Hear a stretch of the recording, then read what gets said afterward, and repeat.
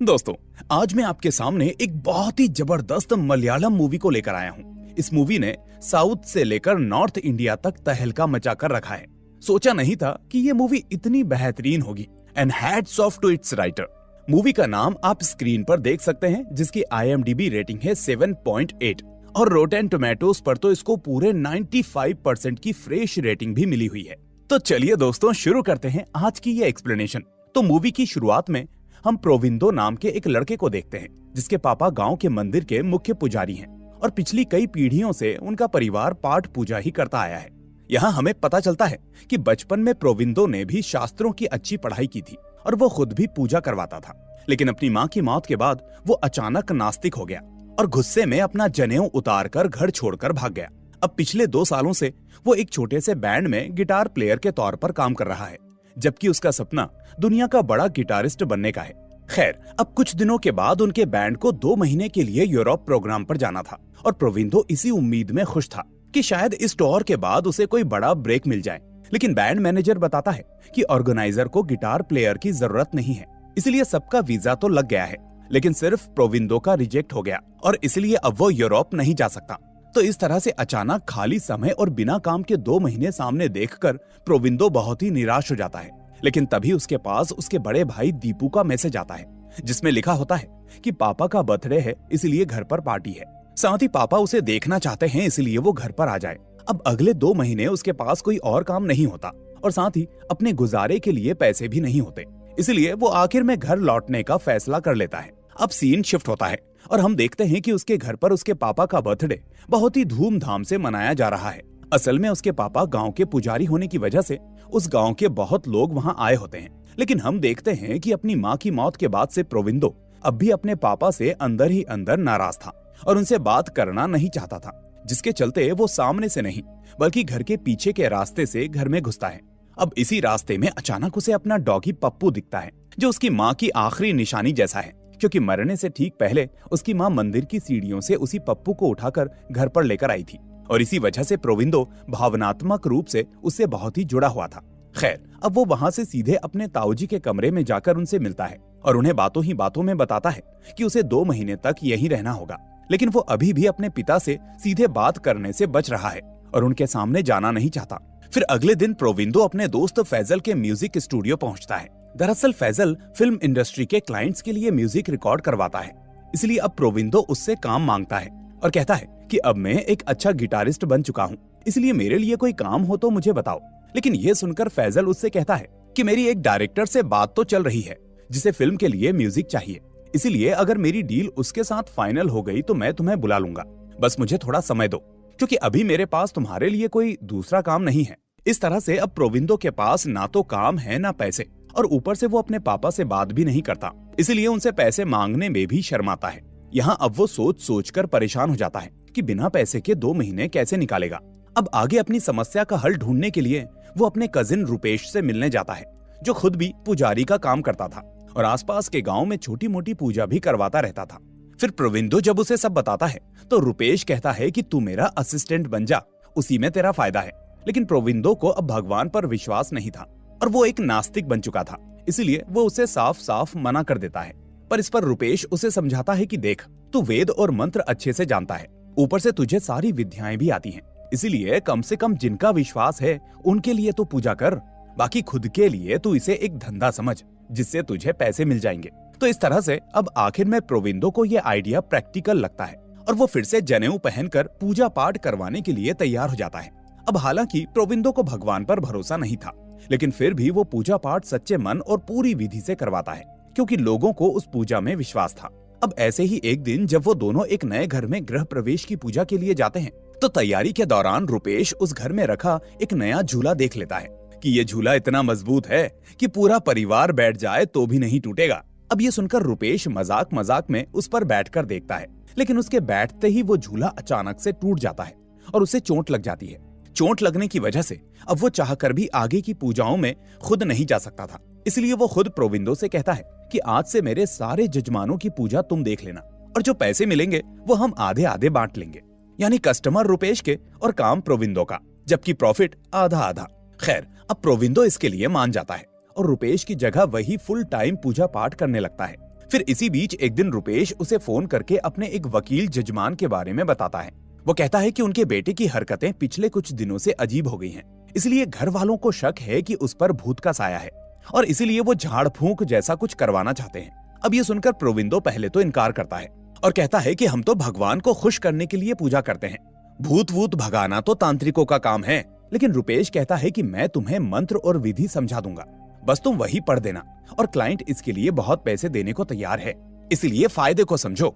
इस तरह से अब पैसे की बात सुनकर प्रोविंदो राजी हो जाता है और पूजा का सामान लेकर वकील के घर पहुंच जाता है। यहाँ वकील उसे बताता है कि उसका बेटा चिंटू एक हफ्ते पहले आधी रात को डरकर भागते भागते एक कमरे में जाकर छुपा था और तब से हमेशा सहमा सहमा सा रहता है। वो कहता है कि एक लड़की की आत्मा उसे डराती है, जिसके लिए उसने उसे बुलाया है। इसके बाद प्रोविंदो उस घर में हवन और पूजा की पूरी तैयारी करता है, साथ ही वो मंत्रों की किताब खोलकर सब कुछ सेट करता है। फिर वो चिंटू को बुलाकर अपने सामने बैठा लेता है ताकि अब असली भूत वाला केस शुरू हो सके, ताकि उसे पता चले कि ये सच में कुछ अलौकिक है या सिर्फ डर और मन का भ्रम।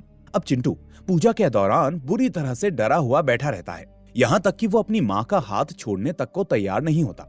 लेकिन जैसे ही पूजा खत्म होती है तो वो अचानक पहले जैसा सामान्य हो जाता है। वो हंसने खेलने लगता है और फिर से सामान्य बच्चा बन जाता है।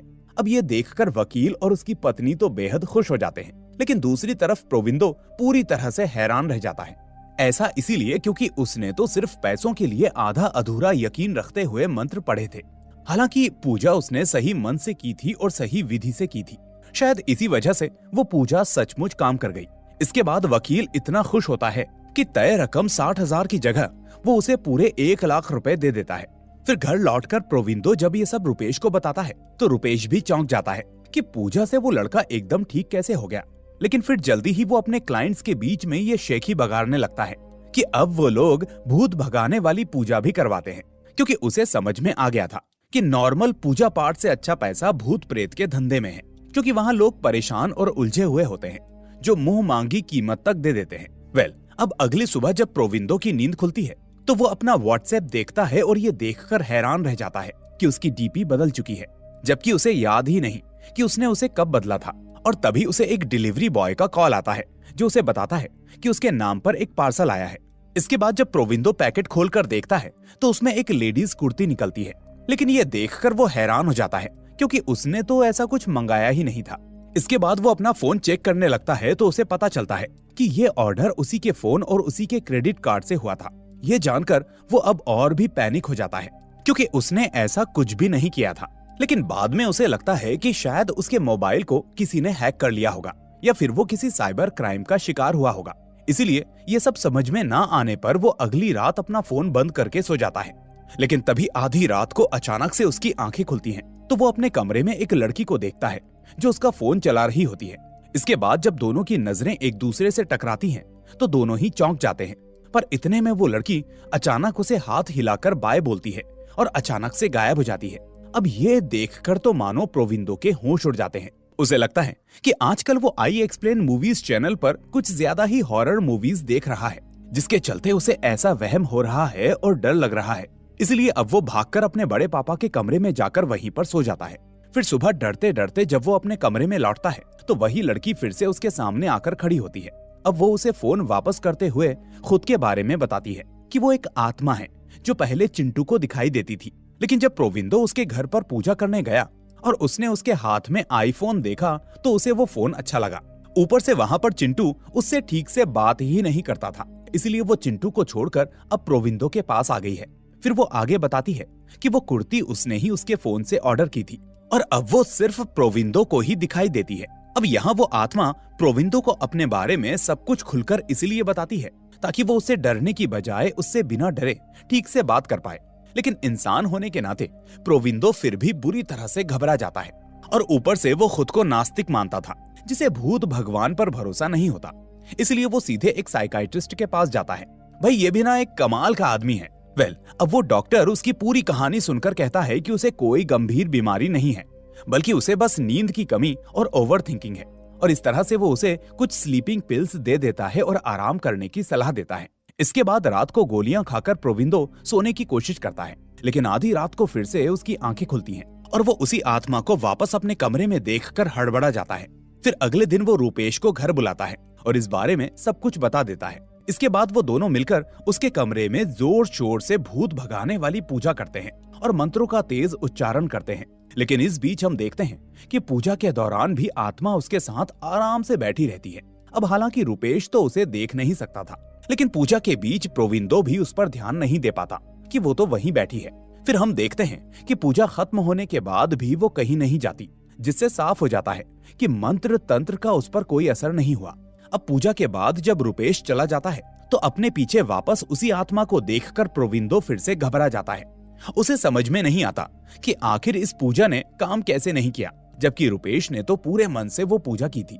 लेकिन इतने में अब वो आत्मा प्रोविंदो से सीधा पूछती है कि आखिर तुम मुझसे इतना डर क्यों रहे हो?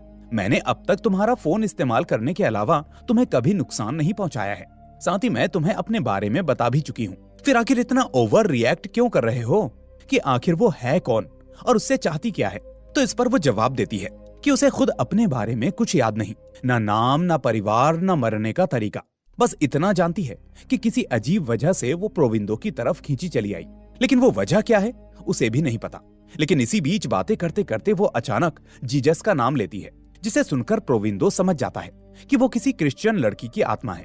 और तभी उसे याद आता है कि शायद इसीलिए उसकी हिंदू पूजा का उस पर कोई प्रभाव नहीं हुआ, क्योंकि उसके ऊपर हॉली वाटर से चैंटिंग करनी होगी, जिसमें किसी फादर की मदद लेनी होगी।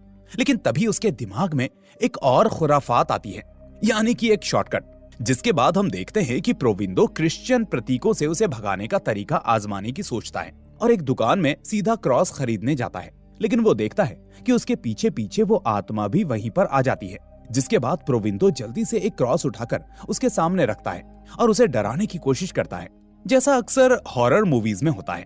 लेकिन इस पर वो आत्मा हंसते हुए क्रॉस अपने हाथ में पकड़ लेती है और कहती है कि प्रोविंदो पागल है क्या, क्योंकि इस वक्त वो खुद इस दुकान में चारों तरफ क्रॉस से घिरी है, इसीलिए अगर इससे कुछ होना होता तो वो यहाँ आती ही कैसे। फिर वो उसे समझाती है कि इसका मतलब वो कोई बुरी आत्मा नहीं है, बल्कि एक अच्छी आत्मा है जिस पर इस चीज का असर नहीं होगा। इसके बाद अब प्रोविंदो पूरी तरह से कंफ्यूज हो जाता है कि आखिर इस आत्मा से छुटकारा कैसे पाए। यानी अब तक वो उस आत्मा की बातों पर ध्यान ही नहीं दे रहा था, वो बस उसको भगाने के बारे में सोच रहा था। अब इसी बीच अचानक उसका दोस्त फैजल उसे फोन करता है और बताता है कि उसकी डायरेक्टर वाली डील आज फाइनल हो गई है और इसीलिए डायरेक्टर आज रात ही उसकी कंपोज की हुई धुन सुनना चाहता है। ये सुनकर प्रोविंदो बहुत खुश होता है और फौरन फैजल के स्टूडियो के लिए निकल जाता है। फिर थोड़ी देर के बाद हम देखते हैं कि वो डायरेक्टर वीडियो कॉल पर आता है और धुन सुनने को तैयार हो जाता है। लेकिन उस मौके पर वो आत्मा भी स्टूडियो में मौजूद होती है और इसीलिए उसके डर से प्रोविंदो ठीक से गिटार ही नहीं बजा पाता, जिससे डायरेक्टर नाराज होने लगता है कि ये क्या बजा रहे हो यार, क्या इसके लिए मेरा टाइम खराब किया है। पर अब फैजल प्रोविंदो के लिए एक और मौका मांगता है और प्रोविंदो से कहता है कि वो अपनी धुन पर फोकस करे। इस बीच वो आत्मा भी समझ जाती है कि प्रोविंदो उसकी वजह से पैनिक कर रहा है, इसलिए अब वो आत्मा खुद ही प्रोविंदो को शांत करती है और उसे मोटिवेट करती है कि ताकि वो डरना छोड़ दे और बस अपनी धुन पर ध्यान दे, साथ ही किसी और चीज की फिक्र ना करे। इस तरह से अब प्रोविंदो भी हिम्मत जुटाकर फोकस करता है और इतनी अच्छी धुन बजाता है कि डायरेक्टर तुरंत इम्प्रेस हो जाता है और कहता है कि उसकी टीम से संध्या नाम की लेडी उसे आगे से कांटेक्ट करेगी। साथ ही इसके बाद उसे रिकॉर्डिंग के लिए मुंबई आना होगा। अब 2 साल से बस एक मौके का इंतजार कर रहे प्रोविंदो के लिए ये बड़ी खुशी की बात होती है, क्योंकि इस बार वही आत्मा जिससे वो डर रहा था वास्तव में उसे मोटिवेट करके सफल बनाती है। इसीलिए अब उसके दिल से उसका डर निकलने लगता है। फिर बाद में वो उस आत्मा का धन्यवाद करता है और कहता है कि तुमने तो मेरी मदद की, लेकिन ये कैसे पॉसिबल है। तो वो कहती है कि मैं कोई बुरी आत्मा नहीं हूँ, कब से तुमसे ये चीज बोले जा रही हूँ, लेकिन तुम मेरी सुन ही कब रहे हो। तो इस तरह से अब प्रोविंदो उससे कहता है कि अब तुम मुझे अपने बारे में जितना बता सकती हो वो बताओ, ताकि हम मिलकर तुम्हारी मुक्ति के लिए कोई रास्ता खोज सके। अब वो आत्मा प्रोविंदो से कहती है कि उसे अपने बारे में बस इतना याद है कि उसकी मौत से ठीक पहले कोई लड़का बार बार यस यस कह रहा था, जैसे वो अंदर से चाहता हो कि वो मर जाए। लेकिन दिक्कत ये थी कि उसे ये भी याद नहीं कि वो लड़का आखिर कौन था। अब ये सुनकर प्रोविंदो और वो आत्मा दोनों समझते हैं कि अगर कैसे भी करके उस यस कहने वाले लड़के का पता चल जाए तो शायद आत्मा की पहचान और उसकी मौत का सच भी सामने आ जाएगा। तो इस तरह से अब ये दोनों उसे खोजने की ठान लेते हैं। अब जैसा कि दोनों को पता था कि लड़की की आत्मा एक ईसाई थी, इसीलिए इसी कोशिश में दोनों आसपास के क्रिश्चियन कब्रिस्तानों में घूम घूम कर उन कब्रों को देखने लगते हैं जहां मरने वाले की उम्र लगभग 20 साल के आसपास लिखी हो। यहाँ प्रोविंदो को उम्मीद होती है कि किसी कब्र का नाम देखकर आत्मा को अपना नाम याद आ सकता है, लेकिन धीरे धीरे ऐसे ही कई दिन बीत जाते हैं और इसी बीच प्रोविंदो और आत्मा के बीच में एक गहरी दोस्ती हो जाती है, क्योंकि अब वो दिन भर साथ रहने लगे थे और हर बात शेयर करते थे। अब कुछ समय के बाद प्रोविंदो उसी आत्मा के साथ फ्लाइट से मुंबई जाने लगता है, क्योंकि डायरेक्टर की असिस्टेंट संध्या ने उसके लिए फ्लाइट टिकट बुक कर दिया था। फिर फ्लाइट में बैठते ही आत्मा को अचानक फ्लैशबैक जैसा महसूस होता है और वो प्रोविंदो से कहती है कि उसे अभी अभी याद आया है कि वो भी पहले बेंगलुरु से कोची के लिए अक्सर इसी तरह की फ्लाइट से ट्रेवल करती थी। लेकिन ये जानकारी अभी भी इतनी अधूरी होती है कि प्रोविंदो के लिए उसकी असली पहचान तक पहुंचना आसान नहीं होता। खैर, अब मुंबई पहुंचकर प्रोविंदो अपनी धुन रिकॉर्ड कर देता है और पहली बार संध्या से आमने सामने मिलता है। फिर यहाँ उसे पता चलता है कि संध्या असल में फैजल की अच्छी दोस्त भी है और उसी ने डायरेक्टर को प्रोविंदो की कंपोजिशन सुनाकर ये मौका दिलवाया था। इस बात पर अब प्रोविंदो उसका शुक्रिया करता है, जिसके बाद वो दोनों साथ में खाने पर चले जाते हैं। लेकिन तभी संध्या के फोन पर एक मैसेज आता है, जिसे पढ़ते ही वो अचानक से रोने लगती है, जिसे देखकर प्रोविंदो थोड़ा कंफ्यूज हो जाता है कि ऐसा क्या हुआ होगा जो अचानक वो इतनी इमोशनल हो गई।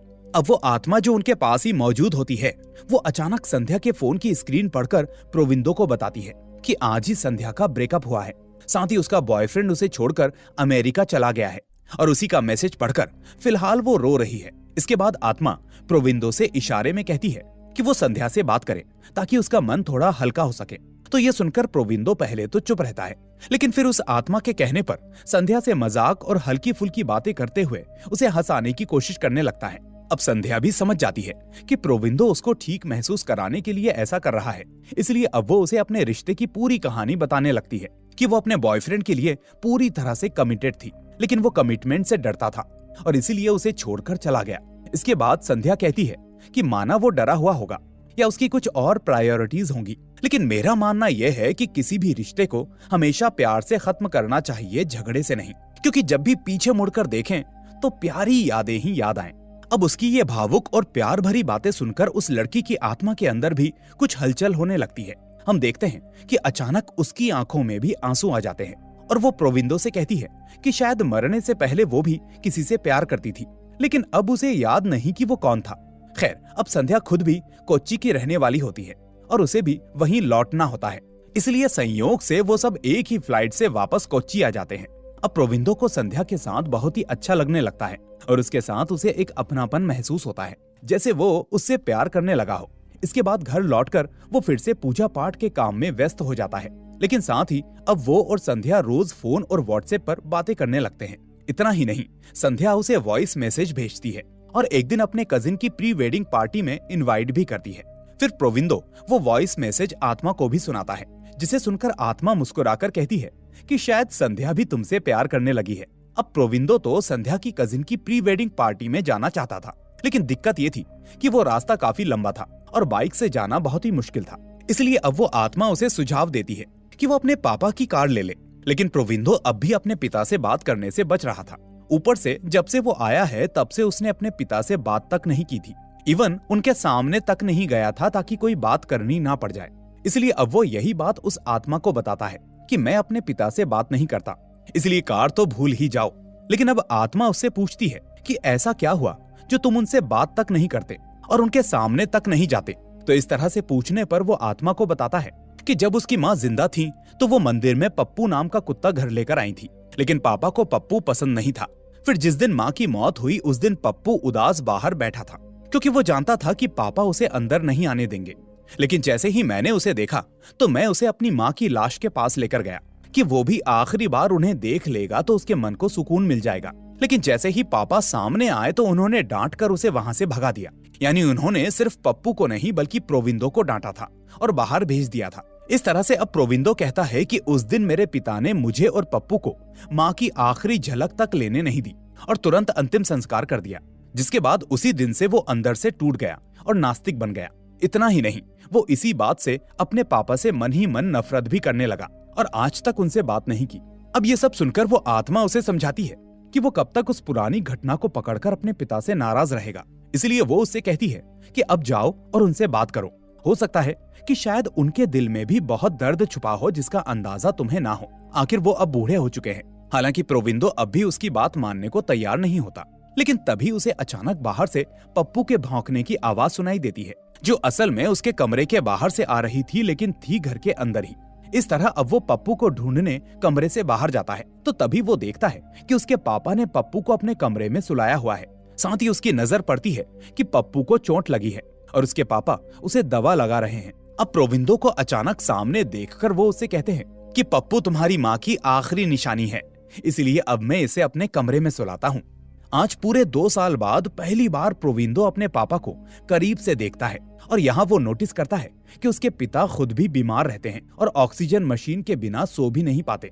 इसके बाद जब वो अलमारी खोलकर देखता है तो उसे पता चलता है कि उसके पापा ने उसकी माँ के सभी कपड़े और सामान अब तक संभाल कर रखे हैं, यानी आज तक उन्हें भूल नहीं पाए। अब ये सब देखकर प्रोविंदो की आंखों में आंसू आ जाते हैं और उसे महसूस होता है कि उसने इतने साल अपने पिता को गलत समझा और इस तरह से अब उसकी नाराजगी की जगह पछतावा और अपने पापा के लिए प्यार जागने लगता है।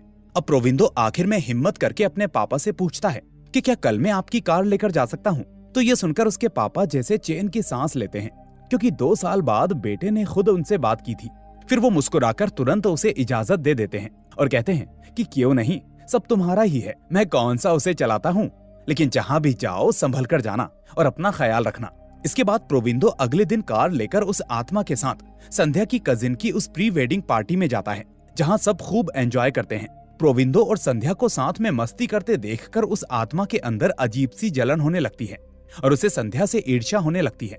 फिर वापस लौटते समय कार में बैठकर वो आत्मा प्रोविंदो से साफ कहती है कि अब वो उससे प्यार करने लगी है।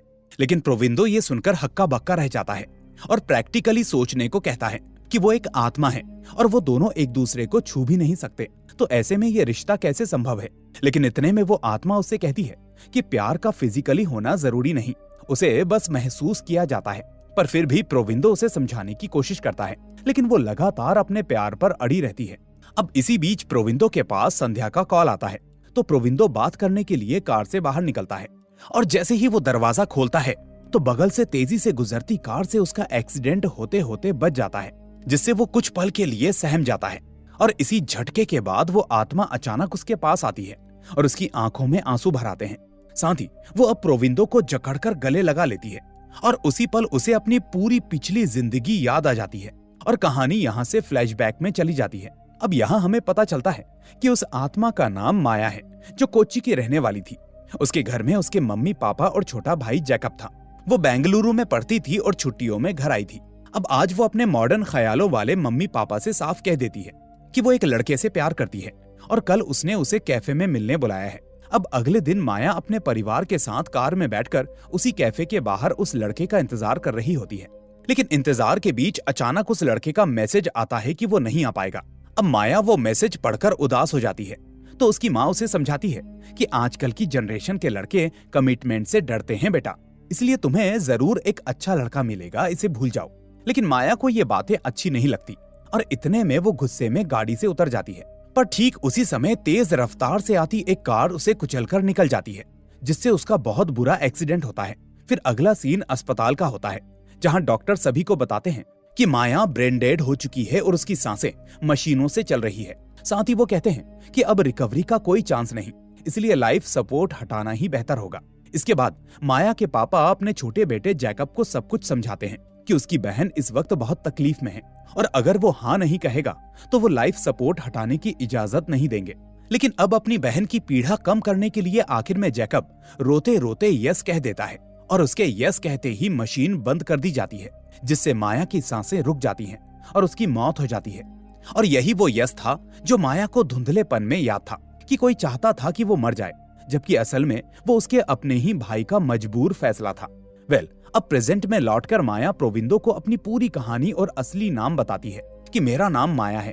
अब इस तरह से जैसे ही वो अपने सच और अधूरे भावों को स्वीकार कर पाती है, उसकी आत्मा को मुक्ति मिल जाती है और वो हमेशा हमेशा के लिए मुक्त हो जाती है।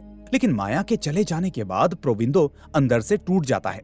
वो अब हर वक्त उसकी यादों में खोया खोया रहता है। लेकिन हम देखते हैं कि अब उसके भीतर भगवान के लिए भी जगह बन गई है, जिस वजह से वो मंदिर जाकर पूजा करने लगता है और ये देखकर उसके पुजारी पिता भी बहुत खुश होते हैं, इसके बाद एक दिन प्रोविंदो अपने ताऊजी को माया की पूरी कहानी सुनाता है, जो उसे सलाह देते हैं कि अगर वो उसकी यादों से मुक्त होना चाहता है तो उसे माया का अधूरा काम पूरा करना चाहिए। वो उसे याद दिलाते हैं कि माया अपने माँ बाप को कभी भी उस लड़के से मिलवा नहीं पाई थी जिससे वो प्यार करती थी, इसलिए ये काम तुम्हें करना होगा।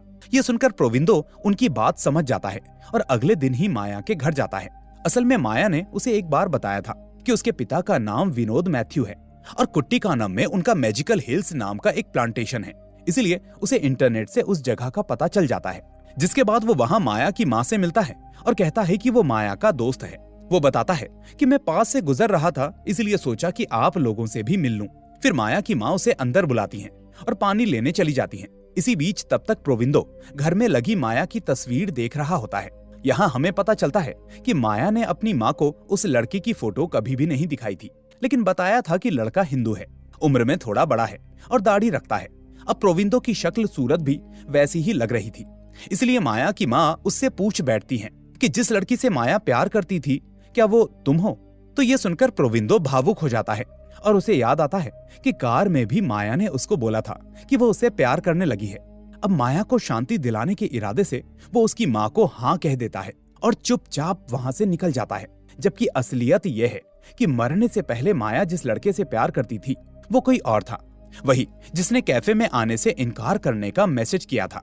अब ये बात फिल्म ओपन छोड़ती है ताकि दर्शक खुद सोचें कि वो कौन रहा होगा।